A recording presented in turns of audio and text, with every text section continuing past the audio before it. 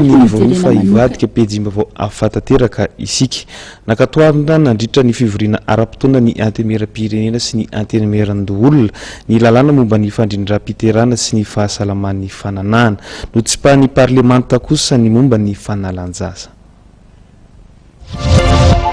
Anisan'ny lalàna nakatoavina nandritra ny fivoriana ara-potoan'ny antemera rotota ny lalàna momba ny fandrindram-piterana sy ny fahasalaman'ny fananana. Niteraka resabe tao anatin'ity lalàna ity ny fanomezana alalana andao ny fanalanjaza ara-medikaly saingy notsipahan'ny parlemanta izany. Lalàna io dia lalàna tena nanansarotra, lalàna tondrany laharana ohatraohatra roa tsipika 17 sy 10 ary efa nandeha io tamin'ny fivoriana ara-potoana voalohany tamin'ny titonty fa somary najanona kely io lalàna io miantony dia zao niteraka adihevitra be mihitsy ny andininy anankiroa tao anatin'io lalàna io. Ina moa io lalàna io ataoko amin'ny teny frantsay le izy santé de la reproduction et planification familiale. Everiko fa tena zava-dehibe zany satria le raha antsika malala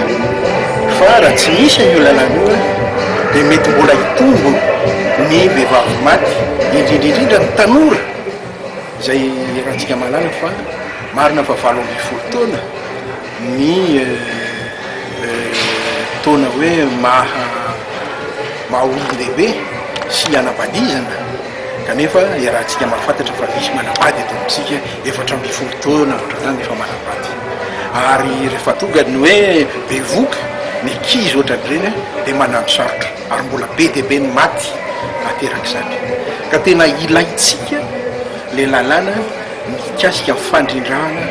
fiterana fandrindrana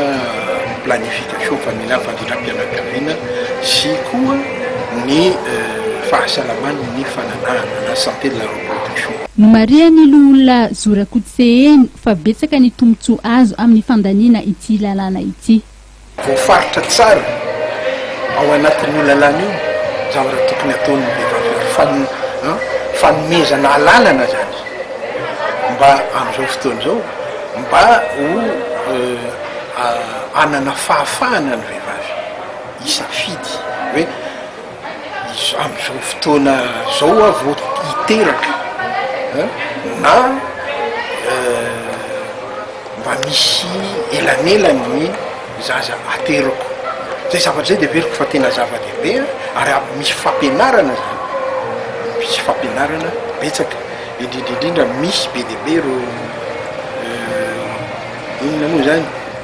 organisation internationale izay tena rotsaka ao anatin'io ary miezaka manoro lalana ny vehivavy amin'izay tokony ataony sy tokony andehanany. Arak'izany dia nisorona tao anatin'ny lalàna ohatraohatra roa tsipika 7 ny andininy momba ny fanalanjaza raha toka nankatoavina ireo andininy hafa momba ny fandrindram-piterana sy ny fahasalaman'ny fananana.